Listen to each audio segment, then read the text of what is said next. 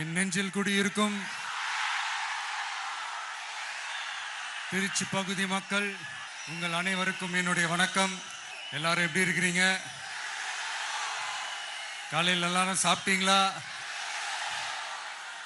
ரொம்ப நேரமா வெயிட் பண்றீங்க போல. இந்த சீக்கிரம் முடிச்சிடுறேன்.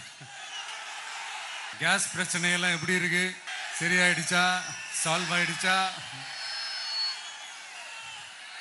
கேஸ்லாம் புக் பண்ணீங்கன்னா புக் ஆகுதா? இந்த கேஸ் பிரச்சனையினால எவ்வளவு பிரச்சனைகள், எவ்வளவு டீ கடைகள் மூடிட்டாங்க, எவ்வளவு ஹோட்டல்ஸ் மூடிட்டாங்க. இதனால எவ்வளவு கஷ்டங்கள், எவ்வளவு நஷ்டங்கள். அவங்களாச்சும் கொஞ்சம் உஷாரா இருந்திருந்தாங்கன்னா இந்த கேஸ் தட்டுப்பாடை கொஞ்சம் கண்ட்ரோல் பண்ணியிருக்கலாம். இவங்களாச்சும் கொஞ்சம் முன்னெச்சரிக்கையா இருந்திருந்தா அட்லீஸ்ட் நம்ம ஊர்லயாச்சும் இந்த கேஸ் தட்டுப்பாடை கொஞ்சம் கண்ட்ரோல் பண்ணிருக்கலாம். இவங்க 2 பேரும் தான் இதுக்கு காரணம்.